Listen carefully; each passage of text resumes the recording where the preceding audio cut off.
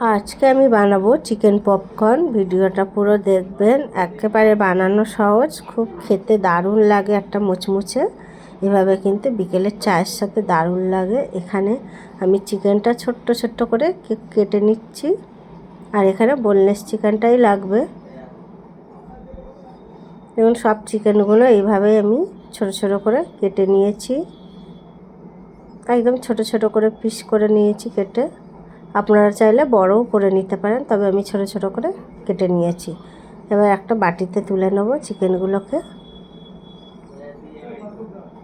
এবার সব মশলাগুলো মাখিয়ে নেবো, একে একে দিয়ে দেবো। হাফ চামচ আদা রসুনের পেস্ট, স্বাদ মতো লবণ, আর একটু গোলমরিচের গুঁড়ো দিয়ে দিলাম হাফ চামচ মতো।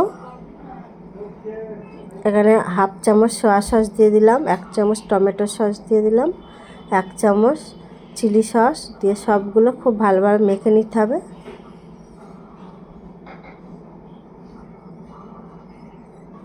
খুব সুন্দর করে মেখে নিয়েছি। আর এখানে ঝালের জন্য একটু গুঁড়ো লঙ্কা 1 চামচ দিয়ে দিলাম, হাফ চামচ চাট মশলা দিয়ে দিলাম, দিয়ে আবারও খুব ভালোভাবে মেখে নিলাম।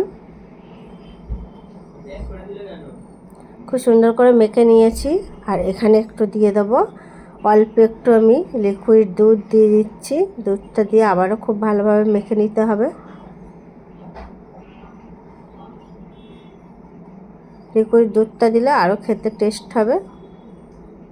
মেখে কিছুক্ষণের জন্য রেস্টে রেখে দিয়েছি। এবার আমি এদিকে হাফ বাটিরও কম ময়দা নিয়েছি, আর এখানে কর্নফ্লাওয়ার নিয়েছি 4 থেকে 5 চামচ মতন। অল্প লঙ্কা গুঁড়ো দিয়েছি, স্বাদ মতো লবণ দিয়েছি, আর একটু গরম মশলা গুঁড়ো দিয়েছি। দিয়ে সব উপকরণগুলো খুব ভালোভাবে মিক্স করে নিতে হবে।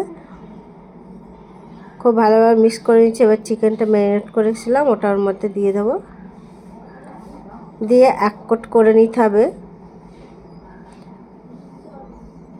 এইভাবে সব চিকেনগুলো অল্প অল্প করে দিতে হবে, দিয়ে খুব ভালোভাবে এক কোট করে নিতে হবে। আর আমি এখানে বাটিতে একটু ফ্রিজের ঠান্ডা জল নিয়েছি, আমি এক কোট করে জলের মধ্যে দিয়ে দেবো। অল্প করে জলে দিয়ে হালকা করে আবার তুলে নিতে হবে। এটা করতে হবে, অল্প অল্প করেই করতে হবে। আবার আমি জল থেকে তুলে আবার এক কোট করে নেব। এভাবে আবারও ময়দা আর কর্নফ্লাওয়ারে দিয়ে খুব ভালোভাবে কোট করে নিতে হবে।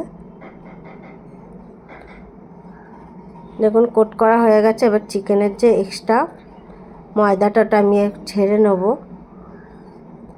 আমি এখানে একটা ছাঁকনি নিয়েছি, ছাঁকনির মধ্যে দিয়ে একটু ঝেড়ে নিতে হবে। এতে খুব তাড়াতাড়ি সহজভাবে কাজটা হয়ে যাবে।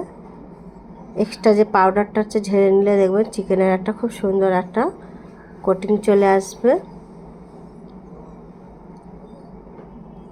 দেখুন এইভাবে বাকিগুলোই আমি করে নেব। আর এদিকে একটা ফ্রাইং প্যানে তেল গরম করতে দিয়েছিলাম। এখন চিকেনগুলো সবগুলো দিয়ে দেবো, অল্প অল্প করে দিতে হবে।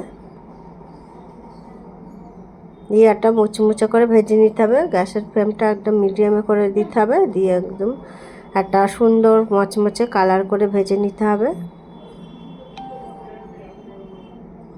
উল্টে পাল্টে দেবো চিকেনগুলো। এইভাবে তো আমরা বাইরে অনেক টাকা দিয়ে কিনে খাই, বাড়িতে যদি এইভাবে বানাই অনেকটাও হয়ে যায়, আর খুব তাড়াতাড়ি হয়, খেতেও দারুণ লাগে, বেশি উপকরণও লাগে না। চিকেনগুলো খুব ভালোভাবে উল্টে পাল্টে দিয়েছি, খুব সুন্দর করে ভাজা হয়ে গেছে, একটা মুচমুচে করে ভেজে নিয়েছি। এবার চিকেনগুলো আমি তুলে নেব। এই একইভাবে আমি সব চিকেনগুলো ভেজে নেব। চিকেনগুলো খুব ভালোভাবে ভাজা হয়ে গেছে, দেখুন একটা মুচমুচে করে ভেজে নিয়েছি। এইভাবে বানাবেন, আর দেখুন কতটা মুচমুচে হয়েছে, আর ভেঙেও দেখাচ্ছি আপনাদের।